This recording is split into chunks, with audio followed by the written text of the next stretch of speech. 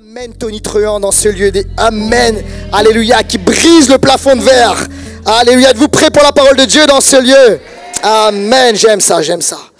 Alléluia, ça va apparaître à l'écran. Voici le titre de mon message pour aujourd'hui. Briser la peur de l'homme. De la timidité à l'audace. Briser la peur de l'homme, de la timidité à l'audace. Alléluia. On va lire ensemble 2 Timothée,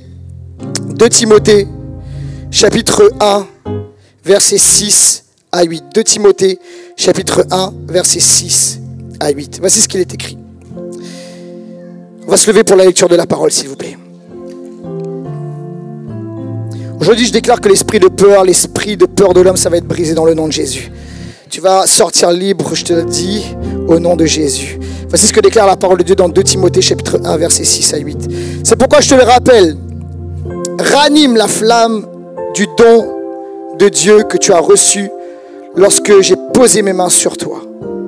En effet, ce n'est pas un esprit de timidité que Dieu nous a donné, mais un esprit de force, d'amour et de sagesse. N'aie donc pas honte du témoignage à rendre à notre Seigneur, ni de moi son prisonnier, mais souffre avec moi pour l'évangile en comptant sur la puissance de Dieu. Alléluia. Ce n'est pas un esprit de timidité que tu as reçu, c'est un esprit de force, d'amour et de sagesse. N'aie pas honte du témoignage de notre Seigneur. Compte sur sa puissance. Alléluia. Seigneur, merci pour ta présence et pour ta parole. Je prie maintenant que ta parole nous bouleverse, qu'elle nous impacte, qu'elle nous transforme. Je prie, Seigneur, que ce soit une révélation et pas juste une information. Seigneur, ouvre-moi pour prêcher maintenant avec autorité, précision et puissance au nom de Jésus. Et je prie que ta parole tombe dans des cœurs fertiles au nom de Jésus. Quelqu'un dit Amen, Amen et Amen. Vous pouvez prendre place. Ton problème n'est pas tes capacités ou tes dons. Certains se demandent ou peut-être même prient, Seigneur, j'ai besoin de plus de capacité. Donne-moi la capacité d'atteindre ceci ou d'atteindre cela. Ou Seigneur, donne-moi le don pour faire ceci ou pour faire cela. C'est une bonne prière, mais il est possible que le problème ne se trouve pas là. Que ton problème n'est pas un problème ni de capacité, ni de don, mais que le problème se trouve ailleurs. Lorsque j'étais enfant, vous savez, j'étais quelqu'un d'assez renfermé.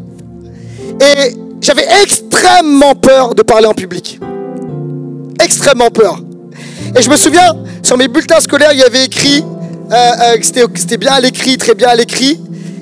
Mais à l'oral, il y avait toujours écrit insuffisant, trop discret. Et vous savez quoi? J'avais peur de ce que les autres pouvaient penser de moi. Et en fait, des fois, j'avais la bonne réponse. Je la soufflais aux copains, ok? Mais en fait, je voulais pas lever ma main parce que j'avais peur du regard des autres. Et en fait, le truc, c'est que quelques années plus tard, Dieu m'appelle à prêcher sa parole. Parler en public. J'ai dit, Dieu, comment je vais faire ça? Comment tu prends ce qui me gêne, c'est mon blocage, etc. Et Seigneur, tu veux m'utiliser pour cela. Mais écoute-moi bien, le Seigneur a dit, mon esprit, quelqu'un dit amen à cela. Mon esprit. Et alors, écoute-moi bien. Déjà, ici, vous avez la bonne réponse. Vous avez quelque chose en vous. Vous avez le don en vous. Vous avez l'appel, la destinée, etc. Mais il y a quelque chose qui vous empêche d'aller plus loin, de progresser. Ça s'appelle la peur. Et la peur de l'homme. Et en fait, c'est comme un plafond de verre qui t'empêche de passer dans une autre dimension. Mais aujourd'hui, ce plafond de verre, je déclare qu'il sera brisé au nom de Jésus. Alléluia. Timothée était un homme qui était animé par la crainte de l'homme. Il était jeune, réservé, parfois intimidé, etc. Et en fait, Paul va lui parler et va lui dire ceci. Timothée, tu dois sortir de cette réalité. Tu dois sortir de la peur de l'homme. Ce n'est pas un esprit de timidité que tu as reçu. Et aujourd'hui, je voudrais qu'on rentre directement dans le message. Et on va voir ensemble comment briser la peur de l'homme. Premièrement, la peur de l'homme paralyse. La peur de l'homme paralyse.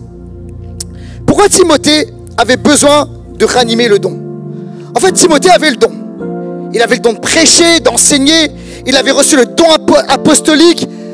Paul, qui était un apôtre, a transféré ce don sur lui. Et pourtant, Timothée qui avait reçu le don, à un moment avait besoin de ranimer ce don. Pourquoi? En raison de la peur de l'homme et à cause d'une atmosphère d'intimidation.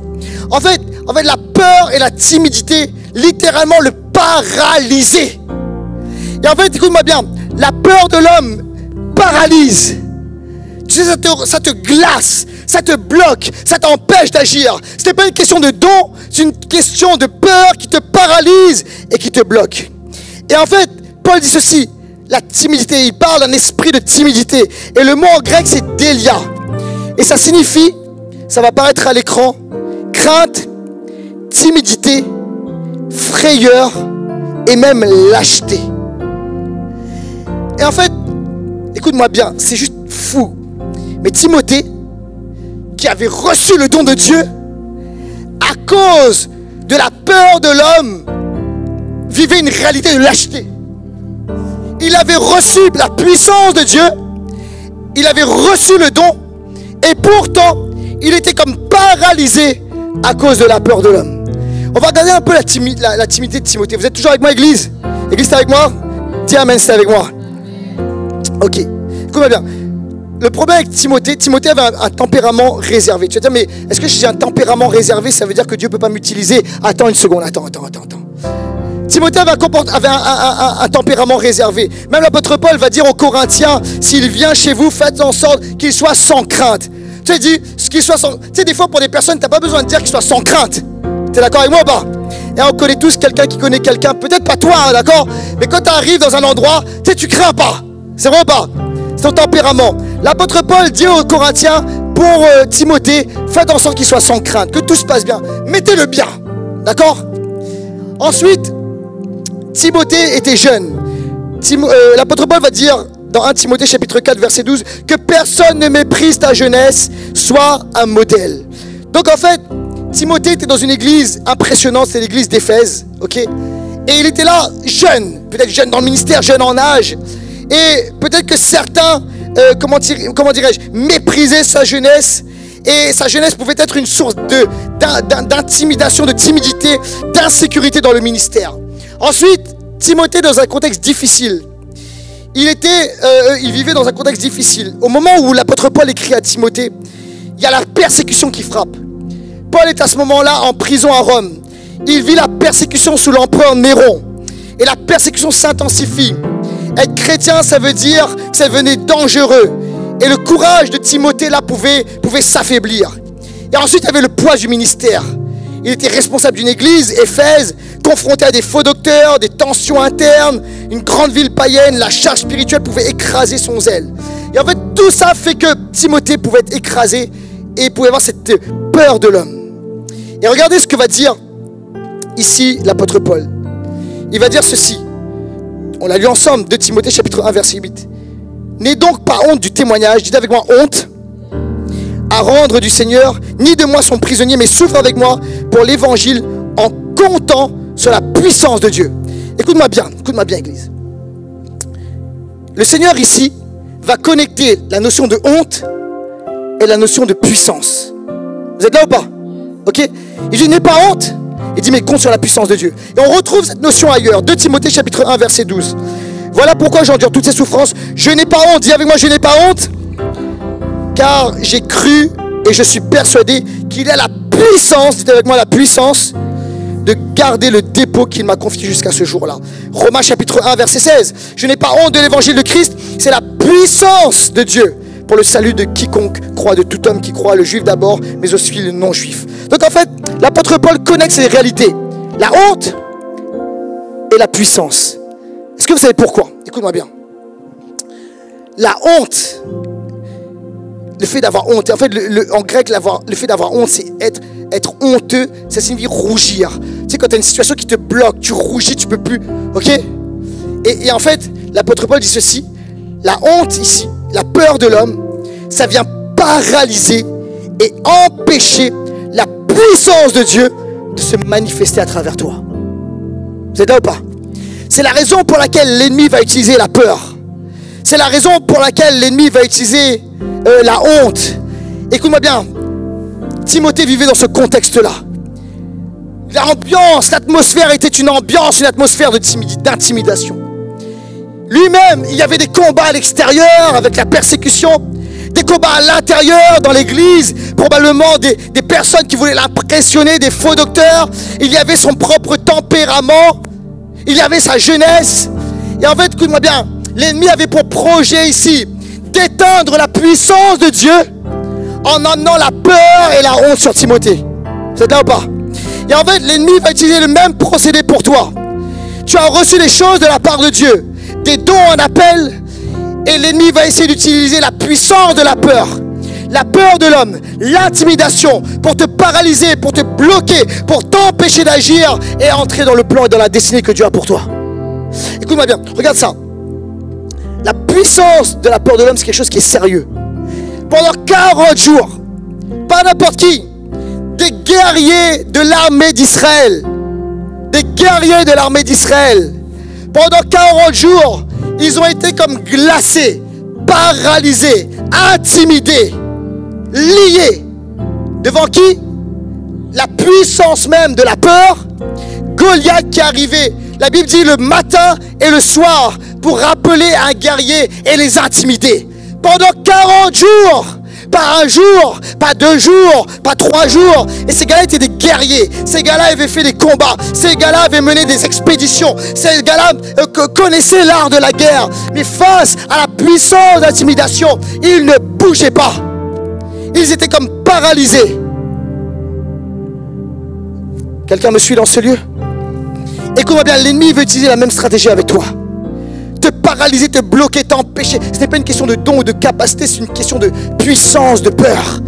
Et je crois, écoute-moi bien, c'est que l'ennemi dans cette génération et dans ce temps essaie de paralyser, pas toute l'église, mais parfois certaines parties de l'église, certains membres de l'église, avoir honte de l'évangile. Oh, ne parle pas de Jésus, tu vas avoir des problèmes. Oh, ne t'affiche pas comme chrétien, tu vas avoir des problèmes. Écoute-moi bien, le point là-dedans, c'est que l'ennemi veut bloquer la puissance parce qu'il sait qu'il y a une puissance extraordinaire dans l'évangile.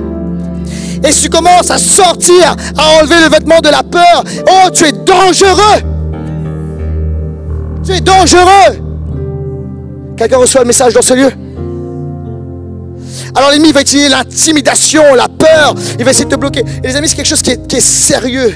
Qui est sérieux. La peur du regard des autres, de l'opinion publique, du rejet, peut neutraliser un appel ou un don sur quelqu'un. La puissance de la peur, c'est quelque chose qui est sérieux. Tu sais quoi? J'ai vu ça il y a quelques temps de cela. Je prends les transports en commun. Et tu sais, je suis tranquillement en train de lire mon livre. Et tout se passe bien, bonne atmosphère, etc. Puis au bout d'un moment, tu sais, tu sens l'atmosphère qui change, mais tu te demandes ce qui se passe. Moi, je lisais mon livre et tout. Tu sens l'atmosphère qui change, mais je me rends pas compte de ce qui se passe. Et je vois, tu sais, un peu comme, tu sais, pas loin de moi, un peu en face de moi, je vois comme une dame qui a comme un collier qui semble gros, mais au bout d'un moment, je me rends compte que ce collier bouge. Et je lève, tu vois dans le coin de ton œil. Alors je lève mes yeux et je me rends compte que le collier n'est pas un collier, mais un serpent.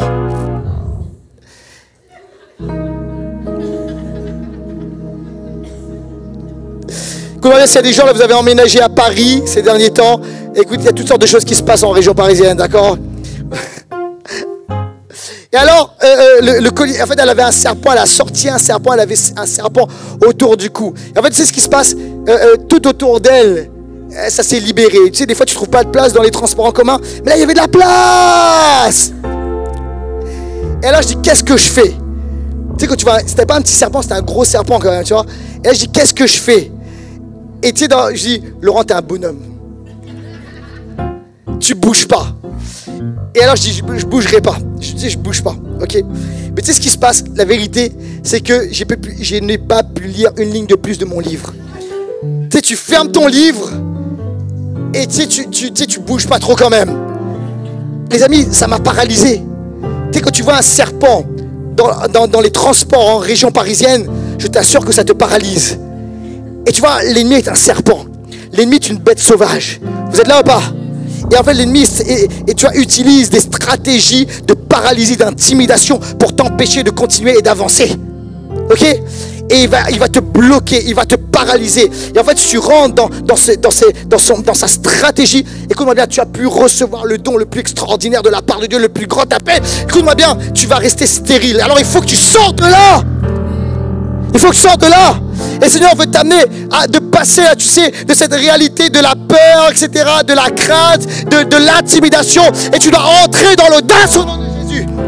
Dans une onction d'audace.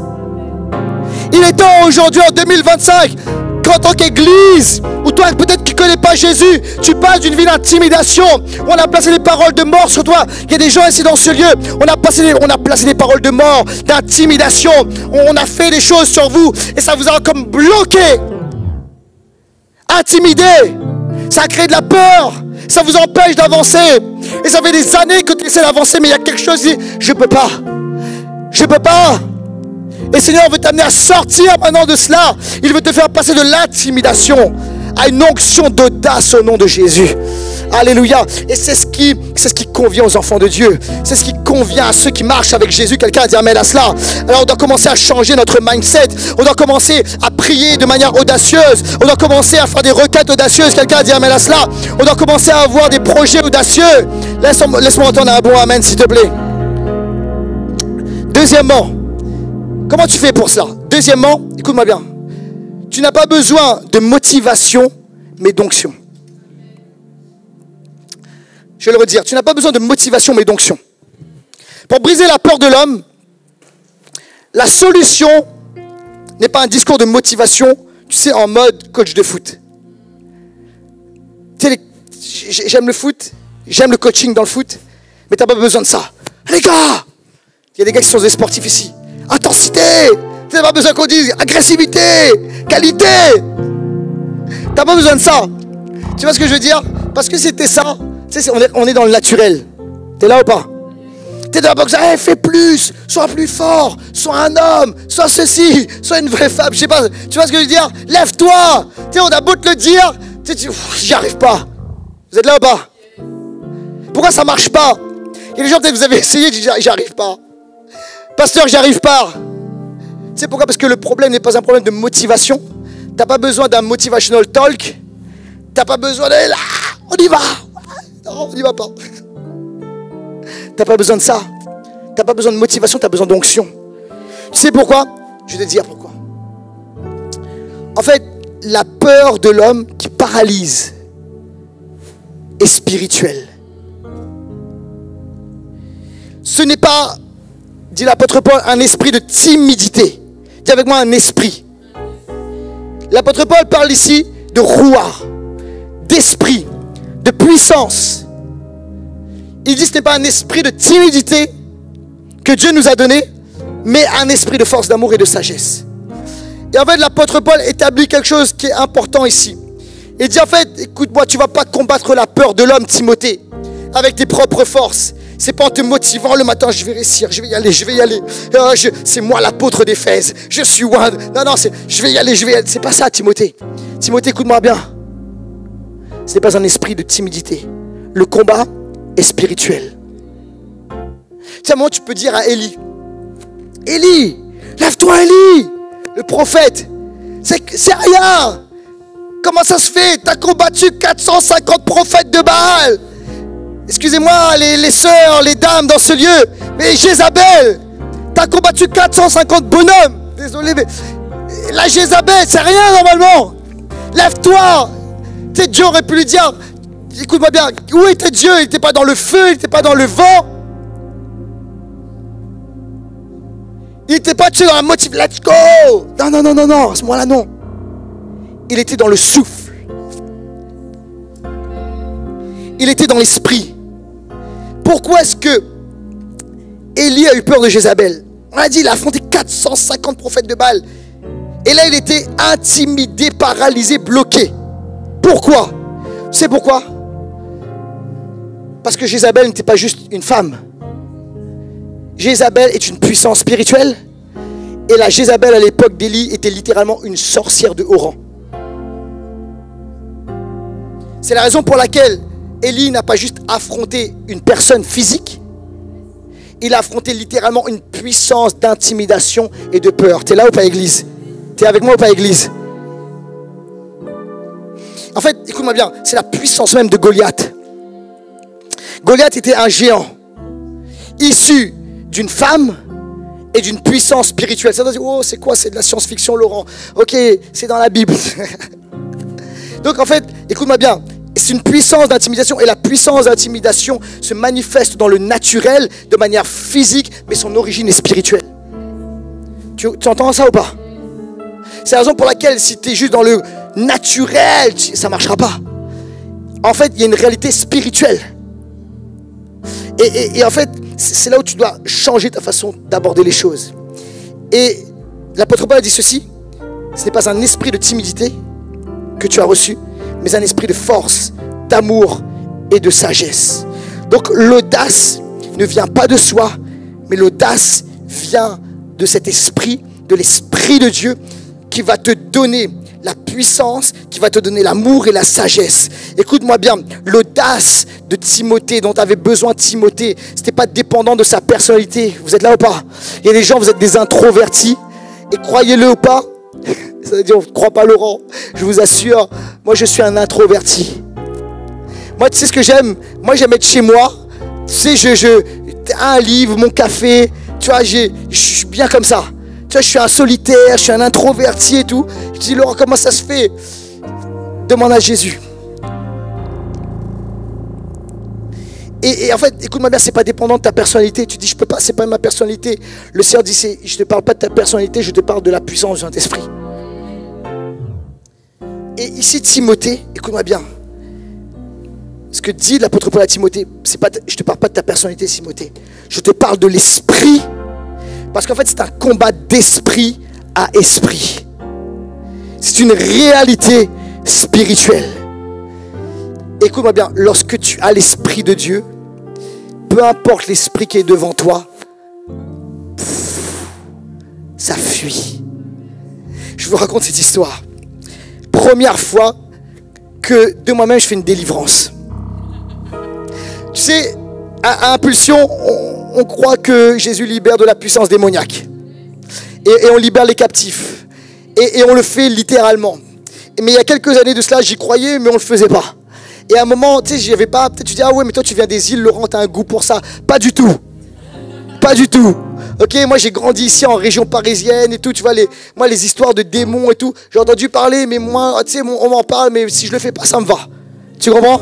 Mais un jour, Dieu te dit, hey, le ministère, le royaume de Dieu, c'est chasser les démons. Ok? Et le Seigneur, bon, je passe un peu les détails, le Seigneur me parle, il me dit, étudie la délivrance. Et je fais une réunion de jeunesse. Je suis invité à un rassemblement de jeunesse. Et là, je suis invité à prêcher. Première réunion, les choses se passent bien, il y a un appel, les jeunes viennent et tout. Et deuxième réunion, rebelote, un appel, les jeunes viennent sur le devant. Et là, je commence à prier, à déclarer. Et au moment où je prie, il y a quelqu'un qui commence à manifester démoniaquement.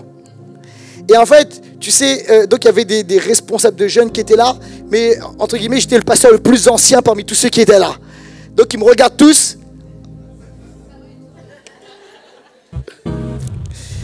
Et là, tu sais, du haut de l'estrade, j'arrive, je leur dis, emmenez-la derrière, on va prier pour elle à la fin de la réunion. Donc il y a des responsables qui la prennent, qui l'amènent derrière, et ils l'emmènent dans une petite salle et tout, et puis la réunion finit, et là les gens viennent me parler, et tu sais, là j'essaie de parler au maximum de monde possible, parce que je sais ce qui m'attend juste après. Et là il m'a dit, Laurent, et là j'y vais. Et tu sais, dans ma tête, j'avance. Et tu sais, il y a une histoire dans la Bible, c'est les fils de Séva. Je ne sais pas si certains connaissent cette histoire. Tu sais, en fait, ils ont voulu chasser des démons au nom de Jésus, tu sais, par l'apôtre Paul et tout. Puis les gars, ils ont fini des vêtements déchirés, chicotés, etc. Et ils ont fui et tout. Et je dis, Seigneur Jésus, j'espère que je ne vais pas finir comme eux. Et je dis, Jésus. En plus, à l'époque, il n'y avait pas les réseaux sociaux. Tu vois, bon, les gars, il y a quand même leur nom dans la Bible. Tout le monde entend, tu sais, les fils de Séva. Les gars, tu sais, c'est la honte pour l'éternité. Tu vois ce que je veux dire? Il y a leur nom dans la Bible. Je dis, Seigneur, moi, j'ai pas envie qu'il y ait mon nom sur. J'ai pas envie qu'il y ait quelqu'un qui filme dans YouTube. Tu vois, Laurent Rupi, fouetté, etc. Tout. Je dis, Jésus. Alors, tu sais, j'y vais. Et là, ils m'attendent, ils me regardent tous. Vas-y. Écoutez-moi bien, je vous assure. Tu sais, j'ai vu la puissance du Saint-Esprit. Pas la puissance de Laurent Rupi. pas la personnalité de Laurent Rupi. À partir du moment où j'ai dit, Saint-Esprit, remplis-moi maintenant. Saint-Esprit est venu. Et j'ai commencé à dire, au nom de Jésus. Et quand j'ai prononcé la puissance du nom de Jésus, sous la puissance du Saint-Esprit, les démons ont arrêté de gesticuler, de tout ça. Et écoutez-moi bien, cette femme est ressortie libérée, alléluia, délivrée au nom de Jésus-Christ, alléluia. Vous savez pourquoi? Parce qu'il n'y a aucune puissance de peur, aucune puissance de Goliath, aucun esprit de Jézabel. Il n'y a rien qui peut tenir par la puissance ou la puissance de l'Esprit de Dieu. Dis un bon amen et acclame le Seigneur, s'il te plaît. Et l'Esprit qui est en Jésus, c'est l'Esprit qui est en toi. C'est l'Esprit de Dieu. Quelqu'un dit amen à cela. Tu dois avoir confiance dans la puissance du Saint-Esprit. Alléluia. L'apôtre Paul a dit à Timothée, il n'a pas donné tout un truc compliqué. Il a dit, Timothée, la puissance du Saint-Esprit, ce n'était pas un esprit de timidité, mais un esprit de force, d'amour et de sagesse. Alléluia. Troisième et dernier point. J'appelle l'équipe de louange, j'aimerais vouloir revenir. Ranime et garde le feu. Ranime et garde le feu. Tu sais, quand il y a un bug dans un système, tu vois, quand ta box internet ne fonctionne pas, quand ton ordinateur ne fonctionne pas, la première chose qu'on dit, c'est quoi? Débranche, rebranche. Ok, restart, recommence, relance la machine, tu vois. Et en fait, écoute-moi bien, l'apôtre Paul va dire la même chose à Timothée. Il dit, Timothée, il y a eu un bug dans ton système. T'as commencé, t'as bien commencé, mais là, il y a une puissance de peur. Il y a un esprit de peur qui est venu. Et l'apôtre Paul dit à Timothée, ranime le don que tu as reçu lorsque je t'ai imposé les mains. Et Paul écrit à Timothée dans la prison. C'est un moment critique. Mais il dit maintenant, écoute-moi bien, recommence, ranime, réactive quelque chose. Tu as reçu, mais tu dois réactiver. Écoutez bien ceci. La nature d'un don spirituel. Un don spirituel, Dieu peut t'avoir déversé, mais au bout d'un moment, ça peut être étouffé. Ça peut être en off. Même un ministère. Il y a des gens, Dieu vous a parlé, Dieu vous a appelé, Dieu vous a donné une parole. Et écoute, c'est dormant en toi, c'est étouffé en toi, à cause des réalités de la vie, de cette puissance de peur qui t'empêche d'avancer et de progresser. Ce n'est pas un feu qui est automatique. Il doit être ravivé, il doit être ranimé, il doit être réactivé. Tu dois remettre du bois dedans. C'est pas tout d'avoir un moment où j'ai été baptisé du Saint-Esprit, où je suis venu à l'église, Dieu m'a touché. Est-ce qu'aujourd'hui, l'onction du don est activée en toi? Est-ce que le feu brûle en toi? Je ne parle pas d'une date où tu as reçu l'Esprit de Dieu. Je te parle d'une réalité aujourd'hui. C'est pas tout qu'il y a un feu qui soit allumé, mais est-ce que le feu demeure? Et à un moment, il faut réactiver le feu. Et en fait, dans la Bible, il y a des moments de réactivation. Tu vois, dans le peuple d'Israël, et encore aujourd'hui, il y a ce qu'on appelle les Moedim. Ce sont les fêtes de l'Éternel, les célébrations de l'Éternel. Et en fait, le mot Moedim, ça parle de rendez-vous divin. Ça parle de temps marqué. C'est un temps marqué. C'était un rendez-vous divin où l'ensemble de la communauté du peuple de Dieu se rassemblait. Et en fait, c'est quoi l'objectif? C'est de réactiver, c'est de ranimer, c'est de remettre du feu. Quelqu'un a dit amen à cela. C'était des temps marqués dans l'année où, à un moment, on se souvenait du Seigneur. On ramenait le sacrifice, on reconsacrait nos vies. Et les personnes ici dans ce lieu, tu dois être réactivé par le Seigneur. Tu dois être revisité par le Seigneur. Quelqu'un a dit amen à cela. Tes temps de visitation d'hier sont extraordinaires. Merci Dieu pour cela. Mais ce n'est pas suffisant. Il y a une onction pour aujourd'hui. Alléluia. Il y a un feu pour aujourd'hui. Il y a un rendez-vous divin aujourd'hui. Il y a un temps de visitation aujourd'hui. Est-ce que le don que tu as reçu aujourd'hui est actif?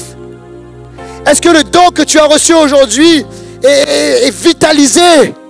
Écoute-moi bien, dans quelques temps, on va avoir une semaine de jeûne et prière. C'est un moedim, c'est un temps particulier, un temps de visitation, un rendez-vous divin. C'est un moment où tu dis, Seigneur, je veux une nouvelle visitation. Et le but du jeûne, tu sais c'est quoi? C'est de manger moins pour prier plus, pour chercher le cœur de Dieu. C'est-à-dire, Seigneur, je mets de côté les choses de ce monde pour me concentrer davantage à ta présence et à ta gloire. Seigneur, en fait, je veux passer plus de repas dans ta présence. Et en fait, écoute-moi bien, Dieu va te visiter, alléluia. Dieu va te remplir. Et alors, écoute-moi bien, Et ces rendez-vous divins, il y a cette réalité où tu dois garder le feu. Où tu dois entretenir le feu. C'est quelque chose que tu dois vivre au quotidien. Et voici un passage très puissant sur comment garder le feu. Éphésiens chapitre 5, versets 18 à 20. Et l'apôtre Paul était on fire toute sa vie. Vous êtes là ou pas? Tu sais, des fois on dit, ah, la vie chrétienne, des fois il y a des hauts, il y a des bas, il y a des montagnes russes, etc. Écoute pas tout ça, s'il te plaît. L'apôtre Paul a été en feu du début jusqu'à la fin. Et même dans la prison, il a fait des dégâts dans le corps de l'ennemi. Pourquoi? Parce qu'il mettait du bois, parce qu'il entretenait. Quelqu'un dit amen à cela. Alors voici ce que dit l'apôtre Paul. Ne vous enivrez pas de vin, dans Éphésiens chapitre 5. Ne vous enivrez pas de vin. Dites un bon amen à cela, s'il vous plaît. Ok. Ne vous enivrez pas de vin, c'est de la débauche. Non, bien ceci, c'est de la débauche. Soyez au contraire remplis de l'esprit. Entretenez-vous par des psaumes, par des hymnes, par des cantiques spirituels, chantant, célébrant de tout votre cœur les louanges du Seigneur. Rendez continuellement grâce pour toutes choses à Dieu le Père au nom de notre Seigneur Jésus-Christ. On va regarder ce verset. L'apôtre Paul dit, ne vous enivrez pas de vin, c'est de la débauche. Là tu dis, bah oui. Enfin normalement, j'espère. Je dis, bah oui. Ok. Il dit, c'est de la débauche. Le mot débauche est très intéressant. Tu sais, quand on pense à débauche, tu sais, tu penses aux pires crasses. Tu vois ce que je veux dire? Aux pire crasse de l'impureté et tout. Tu dis ça, c'est pas pour moi. Mais pourtant l'apôtre Paul s'adresse à des chrétiens, à l'église d'Éphèse, là où il y avait Timothée. Ok, il a implanté l'église et il a laissé le ministère après, la responsabilité de l'église à Timothée. Et il dit, ne vous enivrez pas de vin, c'est de la débauche. Ok, le mot débauche est très intéressant. En fait, ça peut concerner, tu sais, la débauche sexuelle et toutes ces choses-là. Mais le mot en grec, c'est asotia. Ok. Et le mot asotia, ça veut dire débauche. Mais ça signifie également gaspillage. Dépense folle. Tu vois. Et en fait, ce que dit ici l'apôtre Paul, c'est l'excès de vin amène du gaspillage. Quand tu es dans l'excès de quelque chose, en fait, tu perds l'onction, tu perds le don, tu perds le ministère, tu perds... Écoute-moi bien, je vais te dire ceci. Tout excès, et je ne parle pas que du vin, tout excès, hormis l'excès du Saint-Esprit, amène de la perte spirituelle. Vous êtes là ou pas? Parce que ça devient une idole. Ça devient de l'assotia, ça devient du gaspillage. Donc en fait, l'apôtre Paul dit ceci: tout excès amène de la perte. Est-ce qu'il y a quelque chose qui te remplit plus que le Saint-Esprit? Et en fait, c'est en train de te vider spirituellement. Et il dit également ceci: soyez remplis de l'Esprit. En grec, en fait en français on ne peut pas trop le rendre exactement comme c'est en grec. En grec c'est un présent continu. Et on devrait le traduire dans un mauvais français de cette manière: soyez continuellement en train d'être remplis du Saint-Esprit. Donc en fait, ça coule, ça coule, ça coule, ça coule, ça coule. Tu comprends? Donc l'apôtre Paul dit, ça doit être un flot continu du Saint-Esprit. Continuellement. Garder le feu, maintenir le feu, entretenir. Écoute bien ceci. Et il dit ceci: entretenez-vous. Dites avec moi, entretenez-vous. Par des psaumes, des hymnes, des cantiques spirituels, célébrant, chantant de tout votre cœur. Et le mot entretenir est très souvent utilisé. Le mot en grec c'est l'aléo. Et en fait c'est utilisé pour entretenir. Mais toutes les autres fois dans la Bible, c'est utilisé pour faire entendre. C'est une voix qui s'entend.